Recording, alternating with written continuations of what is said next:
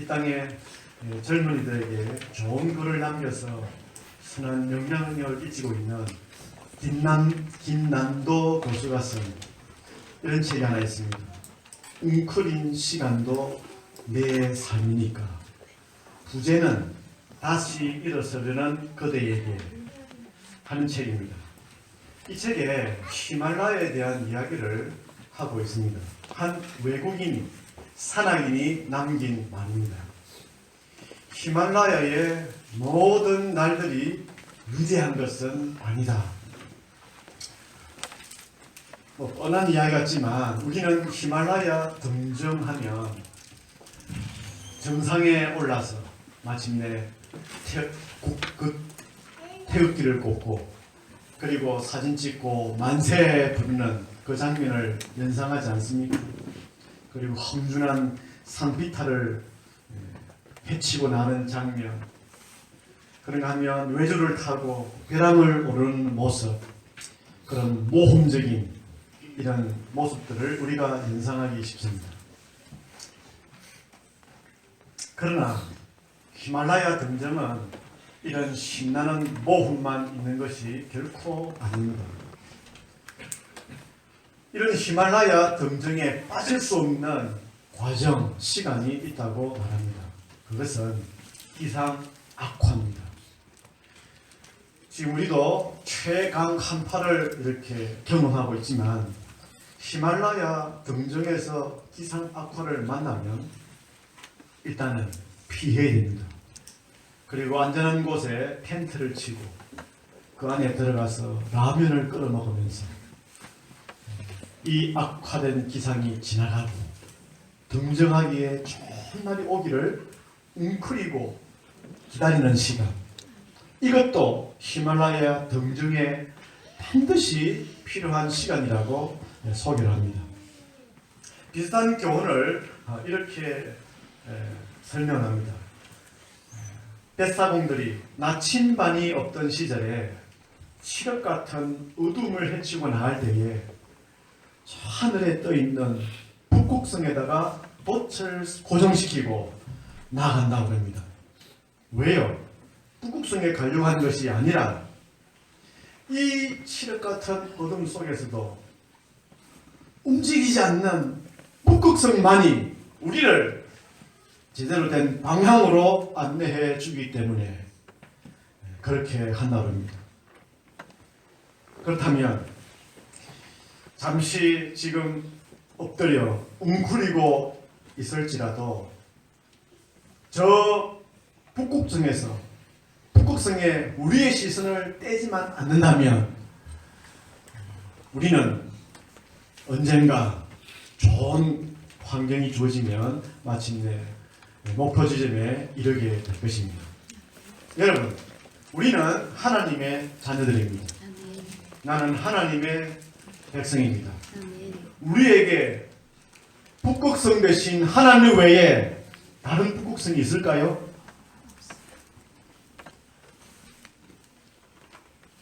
오늘 이 말씀을 함께 나누면서 이 단어, 두 단어를 꼭 붙잡고 올 한 해 길을 걸어가길 바랍니다.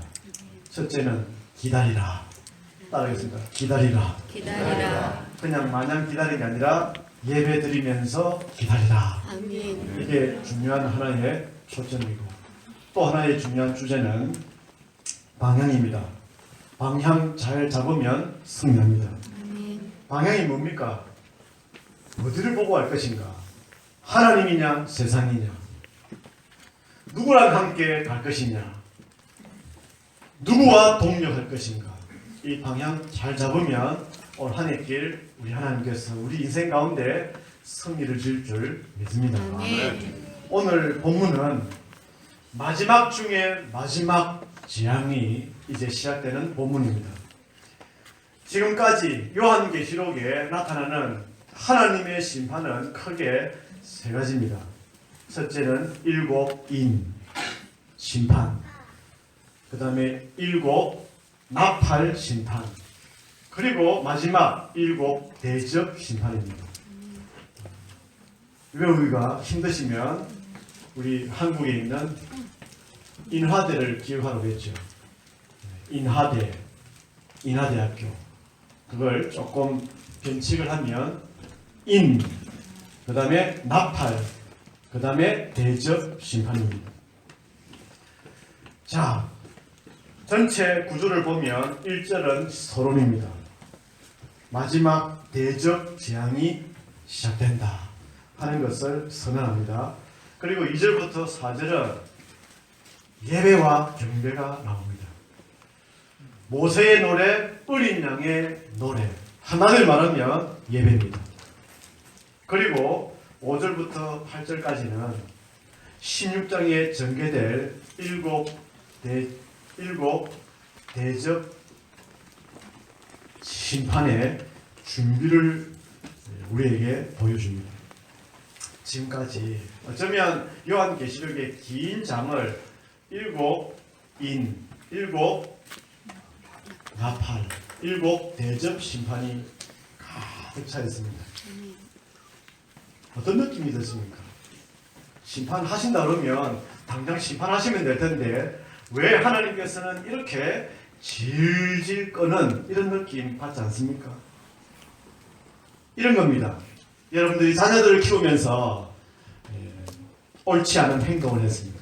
이거 놔뒀다가는 나중에 못된 자식 되겠다, 혼을 내겠다, 회초를 들고 너 이리 와,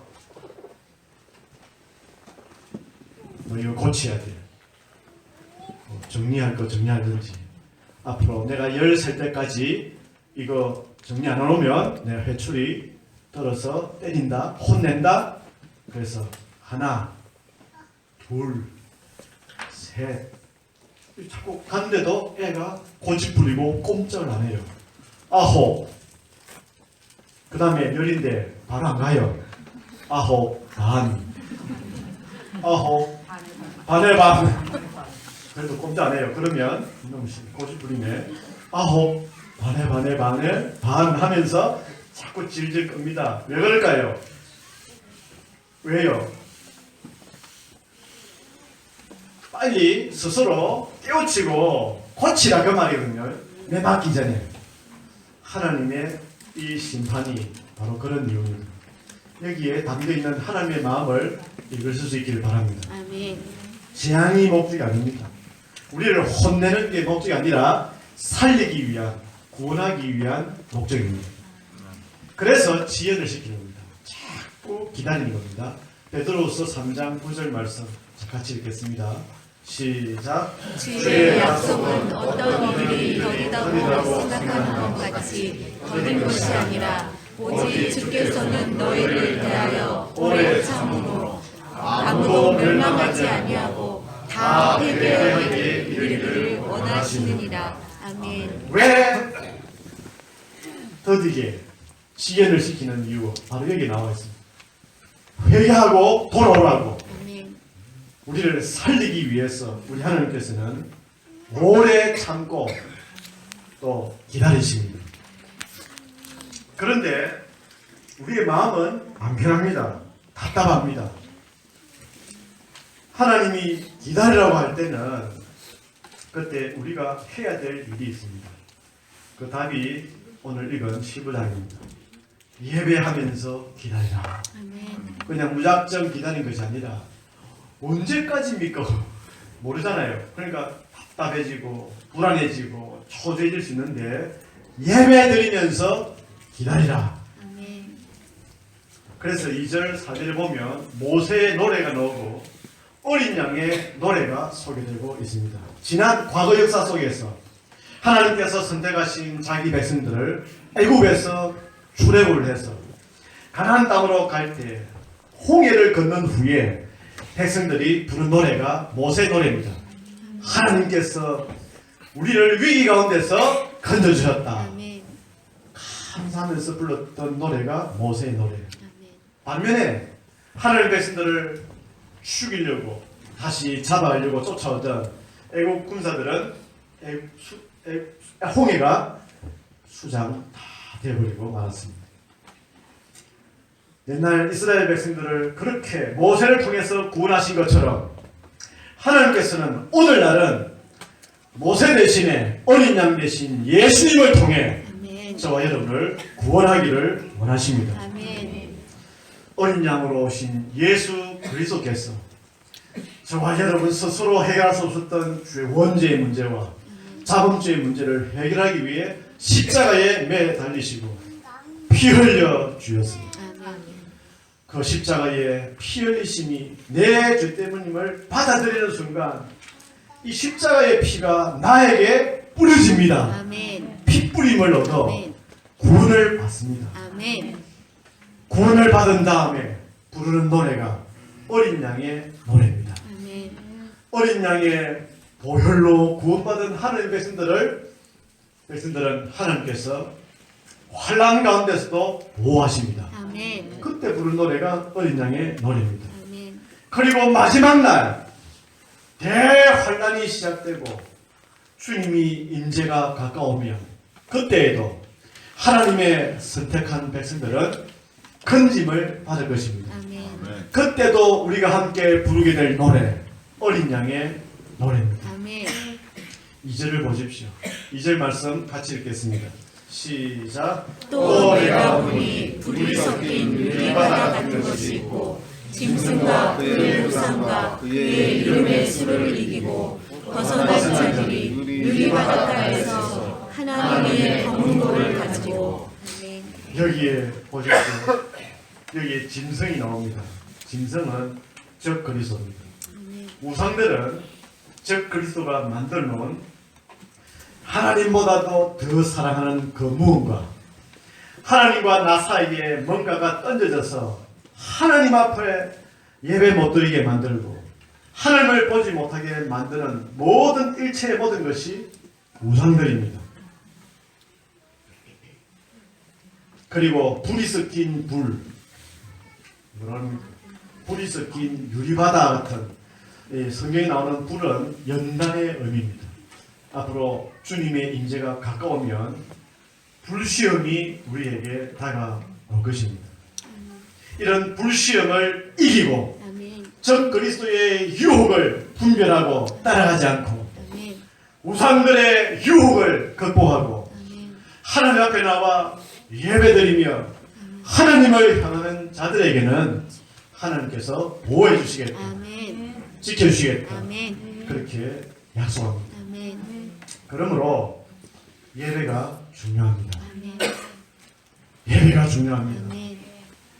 우리 인생의 걸음에 여러 가지 불시험의 유혹이 오더라도 크고 작은 유혹이 올 때에 우리의 시선이 늘 하나님을 향하여야 됩니다. 아멘. 그게 뭡니까? 예배입니다. 아멘. 예배입니다.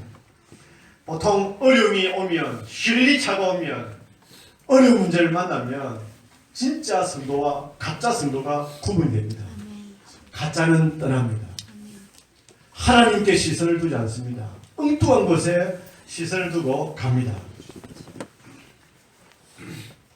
그러므로 어떤 어려움과 유혹이 오더라도 시선을 하나님께로 향하고 아멘. 예배 드릴 수 있다면, 아멘. 기도할 수 있다면, 찬양 부를 수 있다면 우리는 구원의 노래, 승리의 노래를 부르게 될 것입니다. 아멘.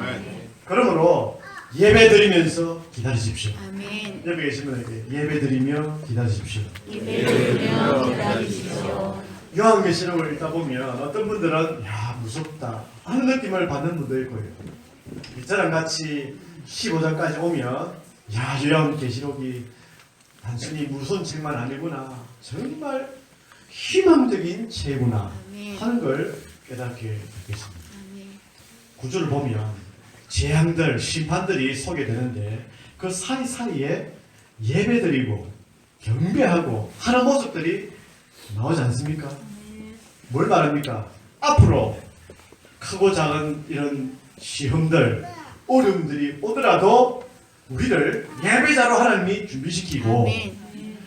마침내 마지막 대환란이 불 때에도 아멘. 우리가 요동치 않고 흔들리지 않고 아멘. 예배드리는 승리의 노래를 부르고 마침내 주님과 함께 영광에 이르도록 아멘. 준비시키고자 하시는 하나님의 의도입니다. 아멘. 그런데 예배드리며 기다리라 하면 언제까지 기다려야 됩니까? 그래서 기다리지 못하는 이런 사람들이 반드시 생겨나게 됩니다. 기다리라고 하면 괜히 마음에 허탈감이 생기고 절망감이 생기고 때로는 나중에는 분노까지 생길 수도 있습니다. 예를 들면 결혼하고 싶은데 잘 안 열려요. 결혼의 문이. 언제까지 기다려야 됩니까? 문이 안 열리면 이렇게 됩니다. 허탈감이 생기고 절망감이 찾아오고 나중에는 화가 나요. 우리 젊은이들 직장, 취업 문제 하나님 왜 안 돼요? 취업이 안 돼요. 길이 안 열립니다. 그러면 언제까지 기다려야 됩니까? 계속 길이 안 보이면 허탈, 그 다음에 절망, 분노 이런 느낌, 감정이 찾아옵니다. 이것이 우리 인생의 패턴입니다. 어떤 분들은 결혼하면 아기도 쑥쑥 잘 낳는데 어떤 분은 아기를 6년, 7년 걸려서 아기를 보는 분들이 있지 않습니까? 네. 지금도 아기를 원하는데 안 나와요. 근데 성경에 보면 위대한 인물들은 잘 안 나온 거 아시죠? 그러니까 그렇게 생각하시면 됩니다. 위대한 인물은 늦게 좀 나옵니다. 이렇게 기다려도 뭔가 보이는 게 없고 답답해지면 이렇게 허망, 절망, 분노가 우리에게 찾아옵니다. 그런데도 불구하고 주님의 응답은 예배하면서 기다리라. 아멘. 그래서 우리는 못 기다려요. 못 기다려요. 그래서 예배를 드리는 대신에 뭔가를 다른 일을 시도를 합니다. 이게 인간의 속성입니다. 성경에도 인물들도 그런 예가 있습니다. 믿음의 조상 아브라함, 아들 주세요. 구했는데 아들 안 주세요. 결국 나중에 25년 후에 이삭을 약속의 아들로 얻지만 그 중간에 약속이 안 이루어지니까 얼마나 답답합니까? 초조하고 불안하고 뭔가를 시도를 합니다. 자기도 원했지만 아내가 종을 데려와서 씨바지로 해서 아들을 낳았습니다. 그게 이스마엘입니다. 그런데 이스마엘 이 아들이 모든 불행의 씨앗이 되었습니다. 지금도 유대인과 이슬람의 후예들이 바로 이들입니다. 이스마엘의 후예들. 서두르면 이스마엘 되고 기다리면 이삭을 얻습니다. 아멘. 따라하겠습니다. 서두르면 서두르면 이스마엘 되고 기다리면 이삭 얻는다. 이삭 얻는다. 기다리십시오. 아멘. 뭔가를 하려고 하지 마십시오. 아멘. 하나님께서 확실한 어떤 응답과 사인이 임하기 전에는 먼저 움직이시면 여러분이 후회합니다. 손해가 많습니다. 예배를 통한 기다림, 아멘. 이것이 우리의 기다림을 버티게 만드는 힘입니다. 아멘. 나중에 얻은 이삭은요, 아브라함처럼 그렇게 믿음 좋은 사람 아닙니다. 그런데 열매는 굉장히 많습니다. 예를 들면 40살이 되도록 장가를 못 갔습니다. 장가 못 가면 뭔가를 시도를 해야 되지 않습니까? 좀 스타일을 바꾸든지 부모님께 때를 쓰든지 그래 안 합니다. 자, 창세기 24장 63절 혹시 있습니까? 없습니까? 제가 불러드릴게요. 이삭이 한 일이 있습니다.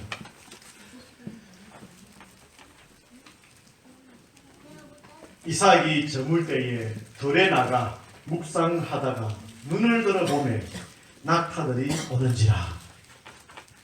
그 장가갈 때 이놈이 장가는 안 가고 자기의 맡겨준 일 하면서 묵상했다고요. 다른 말로 하면 예배 드릴 때 그 말입니다. 그러니까 낙타가 와요. 누굴 싣고? 자기 아내가 오고 있는 겁니다. 그러니까 끝까지 예배 드리고 기다렸더니 안 되니까 아버지가 종을 불러 시켜서 자기 아들의 와이프를, 좋은 와이프를 데리고 왔습니다. 기다리십시오. 예배 드리면서 기다리십시오. 아멘. 사탄은 항상 예배를 못 드리도록 방해합니다. 사탄이 항상 우리 유혹할 때 예배 못 드리도록 방해한다는 사실을 잊지 마십시오. 예배가 무슨 소용이 있어요? 불황 10년이고 지금도 앞으로도 불황이 계속될 거고 올해도 먹고 살기 힘든다는데 무슨 예배, 무슨 기도, 무슨 찬양 쓸데없어. 급할 때는 뭔가 해야지, 일을 해야지. 자꾸 이렇게 우리에게 속삭입니다. 딴짓하라고. 이겨내십시오. 아멘. 출애굽하기 전에 하나님께서 열장이 임할 때 모세를 통해서 바로에게 전달된 메시지가 있습니다. 자, 출애굽기 8장 1절 시작. 여호와께서 모세에게 이르시되 너는 바로에게 가서 그에게 이르기를 여호와의 말씀에 내 백성을 보내라. 그들이 나를 섬길 것이니라. 아멘. 섬긴다 이 말은 예배입니다. 아멘. 예배 드리도록 내 백성 보내라. 하나님께 예배 드리기 위해서 우리는 가야 한다. 아멘. 바로가 그냥 쉽게 보냈습니까? 이 핑계 저 핑계 대고 못 가게 막습니다.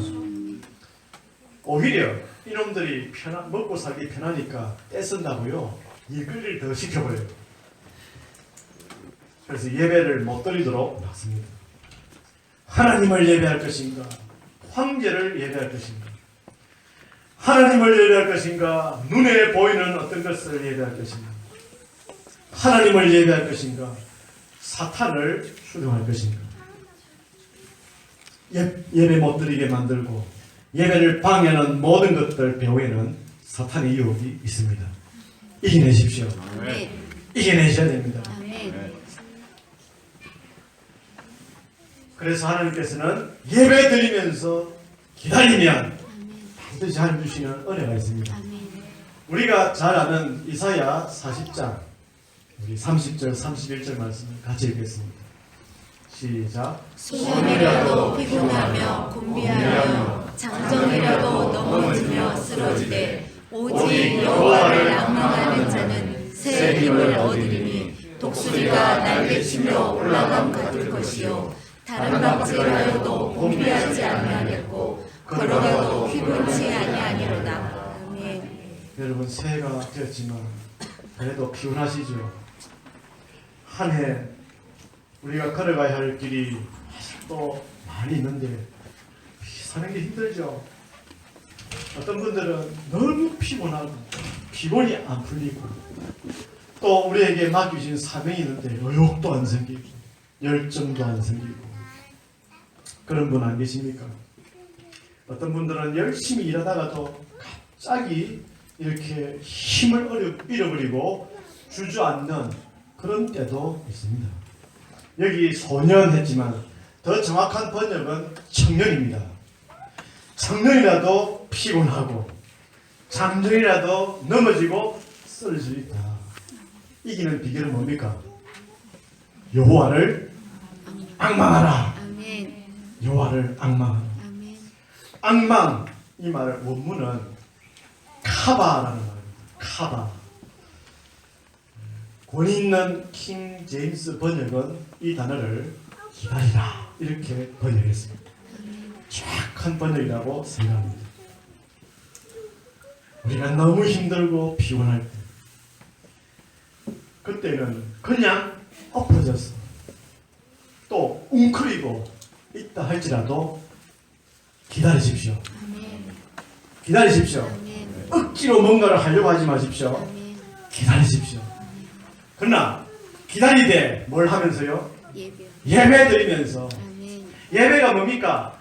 하나님을 향하여 북극성 대신 하나님을 향하여 시선을 맞추는 거거든요. 그렇게만 된다면 하나님께서 우리에게 새 힘을 주셔서 다시 일어날 수 있도록 도와주시겠다고 아멘. 약속합니다. 아멘. 그렇다면 여러분 우리가 때로는 주의 일을 하다가 인생을 살다가 너무 피곤하고 힘들어서 주저앉고 싶을 때, 아무것도 하기 싫을 때, 괜찮아요. 괜찮습니다. 그럴 때 엎드리십시오. 웅크리고 계십시오. 그냥 아무것도 하려고 하지 마십시오. 다만 하느님을 향한 시선은 놓치지 마십시오. 그게 뭡니까? 예배입니다. 예배는 꼭 드리십시오. 기도하십시오. 찬양 부르십시오. 그리고 기다리면 마침내 어느 날 우리 인생의 마당에 우리가 다시 비상할 수 있도록 새 힘을 주실 줄 믿습니다. 기다리면서 예배하라. 요한복음 4장 23절 24절 같이 읽겠습니다. 시작. 아버지께 참되게 예배하는 자들은 영과 진리로 예배할 때가 오나니 곧 이때라. 아버지께서는 자기에게 이렇게 예배하는 자들을 찾으셨느니라. 하나님은 영이시니 예배하는 자가 영과 진리로 예배할지니라. 아멘. 여기에 나오는 헬라어로 예배를 헬라어로 번역하면 프로스코네오라는 말입니다. 프로스코네오 두 단어가 합쳐졌습니다. 프로스는 무엇을 향하다 그러면 코네오는요 입맞춤 키스입니다. 키스. 그러니까 신약에 있어서 예배란 프로스코네오란 말은 주님을 향하여 입맞추다. 그게 뭡니까? 예배라는 겁니다. 이 추운 날에도 앞에 나와서 예배드리는 여러분을 우리 하나님이 보시고는 큰 입맞춤으로 입을 맞추면서 나랑 같이 연애하자, 나랑 같이 사귀자. 이게 예배라는 그 말입니다. 기다리면서 하나님께서 하나님과 우리 사이에 사랑의 연애를 하는 겁니다.